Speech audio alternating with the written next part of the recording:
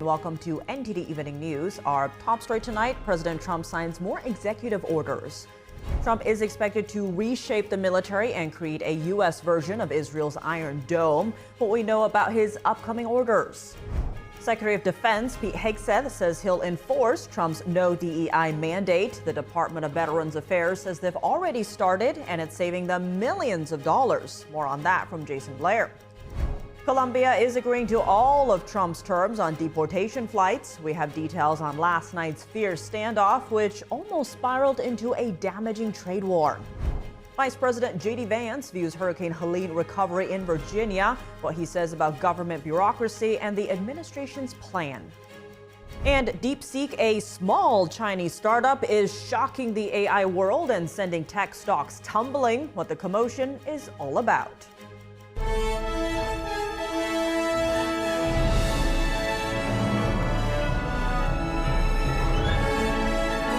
This is NTD Evening News, live from our global headquarters in New York City.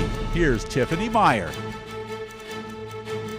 Good evening, and thank you for joining us tonight. President Trump inking new executive orders today to reshape the U.S. military. He's also seeking to create a U.S. version of Israel's Iron Dome. Joining us now live is NTD's White House correspondent Iris Tao. Good evening, Iris. First, tell us more about the president's upcoming order about creating a missile defense system. Sure. So as President Trump is meeting with GOP members down in Florida, the White House tells NTD that he's also expected to sign at least 4 executive orders today. And one of them, according to a fact sheet that we got from the White House, and President Trump is seeking to create a next generation missile defense shield for the USS based upon Israel's Iron Dome. Specifically, it will protect the U.S. against missile attacks, which includes, for example, it says ballistic, hypersonic, and advanced crucial missiles. Also, it's also going to protect the U.S. from next-generation aerial attacks. And what it does is that it will also speed up developments of capabilities such as sensors as well as interceptors to make sure the U.S. can actually detect and shoot down these launches against the U.S. And this is another promise actually made by President Trump on the campaign trail when he vowed to create an impenetrable Iron Dome for the U.S. and protect the American people. But now, of course, the question is how much it will exactly cost. The White House has yet to offer us that detail. And Iris, President Trump is also expected to sign a few more executive orders today aimed at reshaping the U.S. military. Tell us more about that. Sure. So the White House told us that President Trump is also going to sign 3 other executive orders aimed at reshaping the military. And one of them will ban thousands of transgender troops from serving in the U.S. military. We know that back in 2017, during Trump's first administration, he actually did impose such a ban. But in 2021, President Biden repealed it. And now Trump is not only putting it back, but also going a step further. For example, we read in the fact sheet given by the White House that Trump will also make sure that inside the military, they cannot use so-called invented pronouns. And also males will be prohibited from using female designated facilities such as for showering, for sleeping, and for changing. And another order that President Trump is expected to sign today is about ending DEI programs within the military. And in that order, the goal is to return the Pentagon to, quote, warfighters. And the third order, meanwhile, is to reinstate any service members who were booted from the military for refusing to take the COVID-19 vaccine during, of course, we know the whole mandate period. And according to the document, those who are going to be put back will also receive their original rankings as well as full back pay. And of course, during his campaign, President Trump has said that he will rehire anyone who was fired, and he has said that COVID vaccine mandate should have never existed. All right, Iris, thanks for those updates. Of course. No more DEI at the Department of Defense. That's according to new Secretary of Defense Pete Hegseth. On his first day on the job, he says that the Pentagon will comply with President Trump's orders. NTD correspondent Jason Blair has more. Newly confirmed Secretary of Defense Pete Hegseth says that the agency will remove its diversity, equity, and inclusion, or DEI, policies in accordance with President Donald Trump's mandate. Today, there are more executive orders coming that we fully support on removing DEI inside the Pentagon, reinstating troops who were pushed out because of COVID mandates, Iron Dome for America. This is happening quickly. On Sunday, Hegseth posted on X, the president's guidance is clear: no more DEI at the Department of Defense. The Pentagon will comply immediately, no exceptions, name changes, or delays. The lawful orders of the President of the United States will be executed inside this Defense Department swiftly and without excuse. Just hours after being inaugurated, President Trump signed an executive order called Ending Radical and Wasteful Government DEI Programs and Preferencing, effectively ending DEI policies in the federal government. It applies to all federal employees, contractors, and grantees according to the order. On Monday, the U.S. Department of Veteran Affairs announced that they have finished their initial implementation of this order. They say that almost 60 of their DEI department staff has been put on paid leave. In a statement, the department says the combined annual salary of these employees totals more than $8 million, an average of more than $136,000 a year per employee. One such employee is making more than $220,000 per year. The VA Director of Media Affairs says, "We are proud to have abandoned the divisive DEI policies of the past and pivot back to VA's core mission. We look forward to reallocating the millions of dollars the department was spending on DEI programs and personnel to better serve the men and women who have bravely served our nation." Pete Hegseth, a decorated Army veteran and former Fox News host, was confirmed to be the Secretary of Defense by the Senate on Friday. Initially, there was a 50-50 stalemate vote, with 3 Republican senators joining Senate Democrats voting against Hegseth. That is until Vice President J.D. Vance cast a tie-breaking vote, making it 51-50. Hegseth was sworn in by Vance on Saturday. Reporting in Washington, D.C., Jason Blair, NTD News. Rapid developments over the weekend with President Trump's deportation flights. Colombia and the U.S. nearly started a trade war over the South American nation's refusal to accept its citizens who illegally entered the United States. NTD's congressional correspondent Helene has the story. Late on Sunday night, the White House announced that Colombia will now accept all U.S. flights carrying its citizens that illegally entered the United States. The White House wrote, quote, "The government of Colombia has agreed to all of President Trump's terms. President Trump will continue to fiercely protect our nation's sovereignty, and he expects all other nations of the world to fully cooperate in accepting the deportation of their citizens illegally present in the United States." This comes after a fierce standoff that almost spiraled into a damaging U.S.-Colombia trade war. Colombian President Gustavo Petro blocked 2 U.S. military flights carrying deported Colombians. Trump responded by sanctioning its officials and imposing 25% tariffs on the nation's goods. Petro pushed back with his own 50% tariffs, reasoning that, quote, "The U.S. cannot treat Colombian migrants as criminals." Just hours later, upon walking back its resistance to the flights, the Colombian foreign minister said this. Colombia's government informs it has gotten over its impasse with the government of the United States. We will continue to receive Colombians that return as deportees, ensuring dignified conditions for them as citizens with rights. The foreign minister will come to Washington, D.C. in the coming days to further discuss these agreements. Meanwhile, the White House says that those drafted tariffs and sanctions are reserved, ready to sign if Colombia fails to honor this agreement. Reporting from Washington, D.C., Melina Weiskup, NTD News. Vice President J.D. Vance visited an Appalachian community in Virginia today to view recovery efforts from Hurricane Helene. Here's him speaking from Damascus, Virginia. While the people have done an incredible job at rebuilding this community, they have not had a federal government that's really been on their side. I've heard so many stories just in the last hour that I've been on the ground of federal agencies that have not developed and deployed the resources necessary, of federal bureaucrats that have been a barrier as opposed to a facilitator of some of the federal resources. Virginia Governor Glenn Youngkin joined Vance. While in Damascus, they spoke with volunteers, business owners, the local sheriff, and lawmakers. Vance said local flood victims told him about how federal agencies impeded the recovery process. The vice president repeated the stance that FEMA needs an overhaul. He said the Trump administration would work against bureaucracy to eliminate red tape in disaster response. So far, roughly $4 billion have been earmarked for flood victims in Virginia, but only $47 million have been delivered. An official at the Centers for Disease Control and Prevention has ordered public health employees to cease working with the World Health Organization. That's according to a memo sent to senior leaders at the agency last night.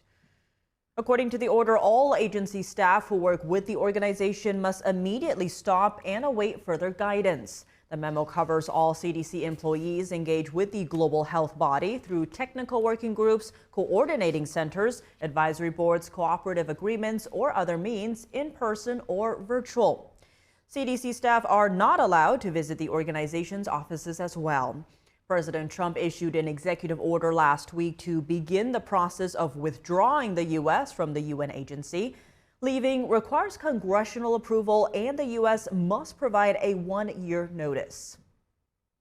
House Republicans traveled to Florida for a three-day retreat to define their legislative strategy. Our Washington correspondent Luis Martinez joins us for more on this story. Good evening, Luis. What can we expect from this annual retreat? How is it different from other years? Of course, Tiffany. Well, we're here at the Trump National Doral Golf Resort in Miami, and what we can expect, or at least specifically what's different from last year's annual retreat, which was at the Greenbrier Resort in West Virginia, is that this year, according to House Republicans, they have a leader in the White House. So despite having a slim majority as well as in 2024, House Republicans are now showing excitement that they've won the Senate, they've won the House, and they have President Trump in the White House. Let's listen to what Congressman Mario Diaz-Balart, who is hosting the House Republican Conference in his home district here in Doral, what he had to say about this conference. I think it's a new day. And I think every foreign leader needs to understand that the days of weakness and confusion are over in the United States. There's a real leader who has the fortitude and the courage to do what is right for the United States and also for our allies. And so I would express caution for any leader out there who believes that they can continue to abuse the relationship with the United States or try to negotiate concessions by trying to blackmail the United States. Those days are over. So as we just heard, Tiffany, it's a new day. I've also heard House Republicans talking about the new golden age of America. Lots of excitement. And for the next 3 days, Monday, Tuesday, and Wednesday, House Republicans will be meeting behind closed doors to strategize about their legislative agenda for the year to come. Back to you, Tiffany. And Luis, what was Trump's main message to House Republicans today? Well, he started his speech, which is still ongoing, by going over his electoral victory November 5th and how House Republicans maintained their majority. And he also emphasized how he has every intention of fulfilling his campaign promises of having no tax on tips, no tax on Social Security or on overtime, and also extending permanently the tax Trump cuts from the first presidency. So he's going full steam ahead. His main message, of course, is that, the days of people abusing America are over. And he also emphasized something that Congressman Mario Diaz-Balart was talking about, the episode that the Trump administration had with the Colombian government over the weekend. I also spoke with Congresswoman Maria Elvira Salazar, also Republican from Florida, and she said that the Trump administration is also already working on solutions to deport Tren de Aragua criminals that might not be received by the Venezuelan government of Nicolás Maduro. Let's listen to Congresswoman Maria Elvira Salazar. And Luis, it doesn't seem we have that clip. So what are the main objectives that House Republicans need to accomplish?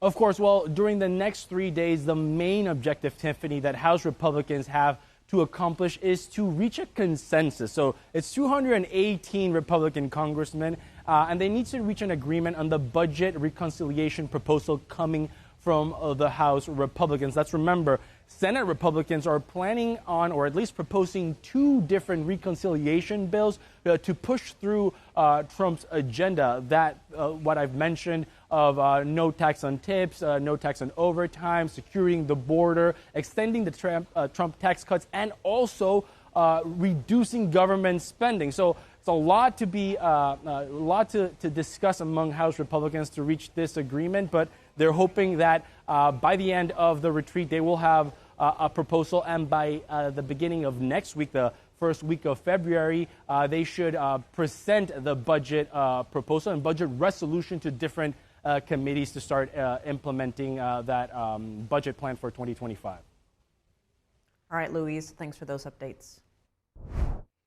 And we have some breaking news. The Senate has voted to confirm Scott Bessent to be Secretary of the Treasury. The final vote was 68 to 29. This makes him the 5th Trump cabinet member to be confirmed.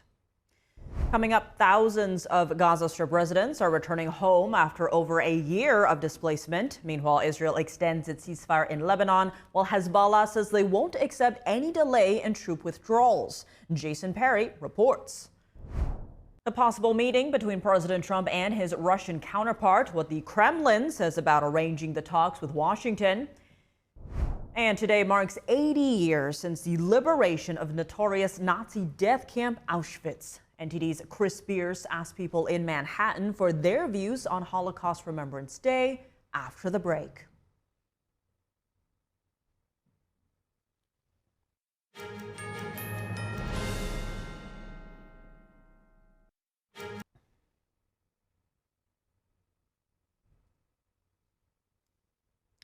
Welcome back. I'm Tiffany Meyer. A small Chinese startup is shaking the AI world. Tech stocks tumble after a recent announcement by Deepseek. Here's the story. Deepseek, a small Chinese AI company, is shaking the AI world now that the one-year-old startup has unveiled its ChatGPT-like model. Deepseek has spent, I think, less than $10 million to accomplish what OpenAI has with billions and billions of dollars. Tech expert Hartez Soni says this is groundbreaking. It's done what Western companies have not, revolutionizing the AI world. The entire AI industry in the United States and around the world has been thinking about high-level computation and big data centers and a lot of energy use and chips, and now they're thinking, maybe not. Media professor Shelley Palmer says this is about a future where there's algorithmic efficiency, as opposed to brute force computation. The news caused tech stocks to tumble on Monday. NVIDIA on track for its worst daily performance in history. This is a knee-jerk reaction. It's just a reflection of the surprise that we're seeing in the market as they sort of, as investors and struggle to, or rush, should I say, to price in this latest development. Analyst Fiona Sincata says DeepSeek's news caught the market off guard. Analysts note that DeepSeek's announcement has not been confirmed by third parties. The market is trusting the honesty of a single unfamiliar Chinese company. DeepSeek seemingly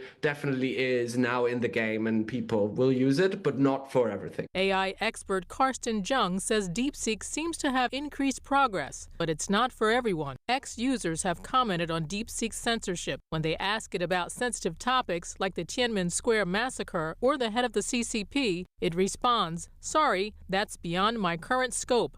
Let's talk about something else." DeepSeek says it's currently defending against large-scale malicious attacks and is limiting registrations.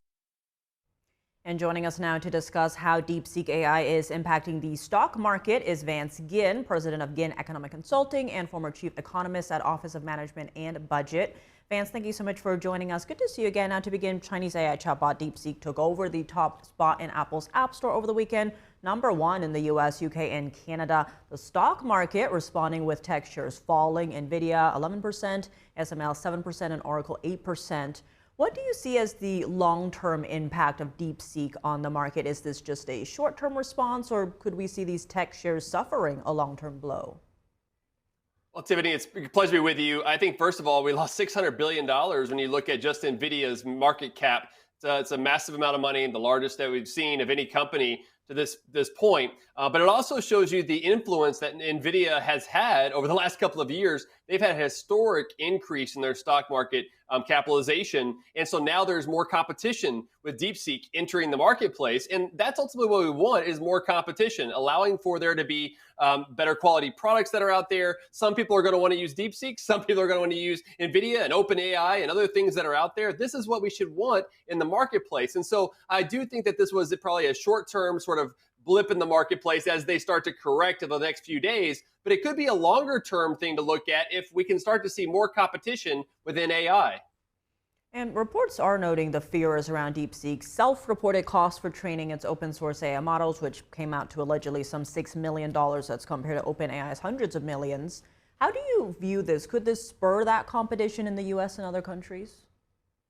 Well, I hope so. I think we need more competition out there and to make sure that we allow for market forces to determine what's going to happen in the future versus regulations and other things that have been going on. I've done some research here recently in partnership with NetChoice showing the benefits of AI, the benefits of the technological sector of hundreds of billions of dollars worth of economic output, nearly 10 million jobs across the economy. And this is something else that could lead to more of that. And the Trump administration here in the second term has already made steps in the right direction to say, you know what, we're going to remove these regulations put in place by the Biden administration previously on AI. We really want to allow for the market forces to work. And I think this is another step in that direction to allowing for competition, to bring down the cost of computing and AI, and hopefully less energy use. But at the end of the day, we still need energy and tech abundance because that's going to let us prosper. Now, zooming in on export controls, some are suggesting that the more export controls, the more creative the workarounds. Now, at the same time, Deepseek's CEO told Axios last year that, quote, money has never been the problem for us. Bans on shipments of advanced chips are the problem. How do you view the impact, either negative or positive, that these export controls have on innovation, especially those of an adversarial country? Well, it should be something that's looked at and something that's looked at by tariffs or other sort of import bans. But ultimately, how can we allow for consumers to be better off? That's one reason why I think it's so important to look at the consumer welfare standard to determine how consumers are doing versus the prices and the benefits of the products that they're getting. And if you're limiting the supply through import bans or tariffs, tax on Americans, that's all going to influence the consumer at the end of the day and more profitability by firms. And so this could have repercussions across the globe to think about where we should be in the future. How do we have more competition in this marketplace for AI? Because I really do believe that it's part of the next economic revolution, and we should not try to stifle it, but therefore allow for it to flourish. And if we do that, I think more people will thrive in the process.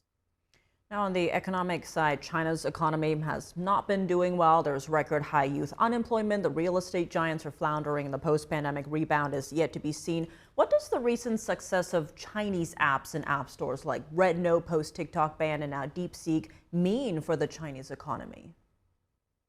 Well, it means that they're putting more efforts into this area as they see that it's a part of the future for the Chinese economy, for the global economy. And I think that's something that we've already seen here in America as well. The process, the problem would be if China comes in and starts to regulate things and also look at what the CCP, the Chinese Communist Party, what influence they're going to have on these companies moving forward. We've seen what's happened with TikTok. That's been a big major discussion point over the last couple of weeks with what Congress did, the Supreme Court, and then President Trump bringing it back online. I don't know if that will be a part of the future, but some of these businesses will be looked at closely to make sure that they're not, providing too much interference with free speech and the First Amendment that we hold dearly here in America. And otherwise, I think we should let the markets set the stage and let consumers determine what they want to buy and what services they want to provide, whether it's Deepseek or OpenAI or NVIDIA or any of the other things that are out there. Let's let the market forces set the future instead of politicians and bureaucrats.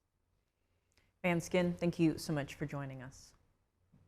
Thank you. Have a great day. Residents in the Gaza Strip displaced by the war are now allowed to return to northern Gaza. Meanwhile, Israel has extended its ceasefire with Hezbollah in Lebanon. NTD's Jason Perry has the story. Thousands of residents in the Gaza Strip were seen walking to northern Gaza on Monday for the first time in more than a year. These twin brothers were seen reuniting, along with this man who reunited with his mother, father, and brother. Praise to God. I have been away from them for 1 year and 4 months. I was alone in the north here. They were all in the south. Israeli forces had the central Gaza Strip blocked off and prevented people from crossing the area for security reasons while they carried out military operations against Hamas terrorists. Israel decided to open the crossings and leave the area after Hamas agreed to release civilian female hostage Arbel Yehud, who is set to be released on Thursday, along with 2 other hostages. But not everyone is happy about the situation. A resident in Israel said his brother was killed on October 7th and that the terrorist came from northern Gaza. So now we are back to the same situation, more or less. We have loads of Gazans and within them loads of terrorists. And we're back to the same situation, that we are not safe. We don't know what is going to happen. Maybe there are still tunnels that were not found, and they can use them to enter Israel again and commit another massacre. And in the meantime, Israel has been keeping a close eye on the hostages set to be released. On Monday, Israeli government spokesman David Mincer said Israel received a list from Hamas that includes the status of all of the 33 hostages due to be released in the first stage. The list from Hamas matches Israel's intelligence. So I can share with you that 25 of our hostages are alive and 8 have been killed by Hamas. He added that 3 more hostages are set to be released on Saturday. And in another development in Lebanon, Israel has extended its ceasefire with Hezbollah to February 18th. Israel said that Hezbollah has not yet moved beyond the Litani River, which is part of the ceasefire agreement.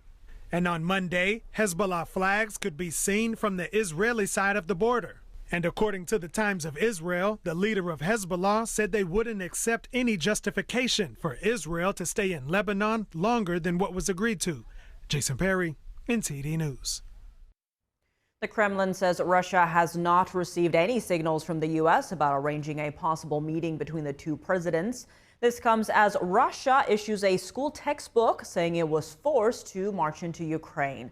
Here's an update on the Russia-Ukraine war. A Kremlin spokesperson says Russia is waiting to hear from the U.S. to arrange a meeting with President Trump. On Friday, Russian President Vladimir Putin said that he and Trump should meet to talk about the Ukraine war and energy prices. Putin's office says he remains ready to organize such an encounter. Russia's readiness for a meeting remains, and the same readiness, as far as we have heard, remains on the American side. Apparently, a certain amount of time is required to set something up. Also in Russia, a new school textbook likens Russia's war in Ukraine to the Soviet battle against the Nazis. The book also says Russia was forced to send troops into Ukraine. A Russian historian justified the book. The most important task was to explain to the younger generation, to school children, the forced nature of the special military operation carried out by the Russian Federation. And the European Union is extending sanctions against Russia. This comes after Hungary lifted its objections to the move. The sanctions target trade, finance, energy, and more. They also include a ban on the import or transfer of seaborne crude oil and certain petroleum products from Russia to the EU. The sanctions will remain in place until at least July 31st. Remembering an atrocity that shook the world, the reverberations of the Holocaust can still be felt today. January 27, 2025 marks 80 years since Allied forces liberated the infamous Auschwitz concentration camp in German-occupied Poland. The Nazi regime systematically killed 6 million Jewish people at multiple death camps in the mid-20th century. NTD's Chris Spears spoke with visitors of the Museum of Jewish Heritage, a living memorial to the Holocaust, about the significance of Holocaust Remembrance Day. I'm here at the Museum of Jewish Heritage in Lower Manhattan for Holocaust Remembrance Day. Today marks 80 years since the liberation of the Nazi death camp called Auschwitz. I spoke with people here about the significance of this day. So it's a day that, even my grandparents and a lot of our clients, they remember basically how they overcame all the hardships that they had to struggle during the Holocaust. And to me, to watch them thrive the way they do here, they get dressed up, they come, and they mingle with people that are like them, and it's just, I think it's a day of perseverance. That's what I would say for them, and to watch them for me. For me, is we have to remember our history, we have to remember our roots, we have to follow all our traditions, and we have to teach our young population, young generation to remember to take lessons and not allow that happens again, never again. Boris Vinegar is a children's book author and painter. He brought a painting of his to the Museum of Jewish Heritage for their Holocaust Remembrance Day event. It depicts the furnaces the Nazis used to burn the bodies of Jewish people after killing them in gas chambers. Jews were taken by the rails to the oven in wagon, and they burned not only people, they burned all ideas for future, musical, invention, stories. If they were alive now, world will be different. Erica Abramov of Central New Jersey explains why it's important to remember the Holocaust. I think it was a very ugly time in history where human beings acted in a way that's unthinkable, that we would never assume anyone can act that way, to treat others like they're less than human, and just the atrocities that happened. It's important to know that's possible, to understand signs of it, if it were to ever to happen again, to prevent it from ever happening again, just to have an understanding of what leads up to these things and what kind of thinking can create such kind of scenarios. On Monday, Manhattan's Museum of Jewish Heritage opened its AI-powered exhibit, Survivor Stories, which enables visitors to chat with virtual versions of Holocaust survivors. Chris Beers, NTD News. Supreme Court justices today declined an appeal seeking review of a Mississippi law that bans convicted felons from voting for the rest of their lives.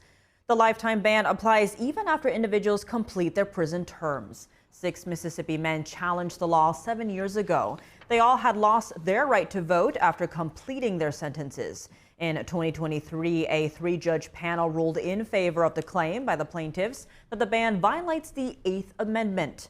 However, in 2024, the full court reconsidered the case and voted to uphold the ban.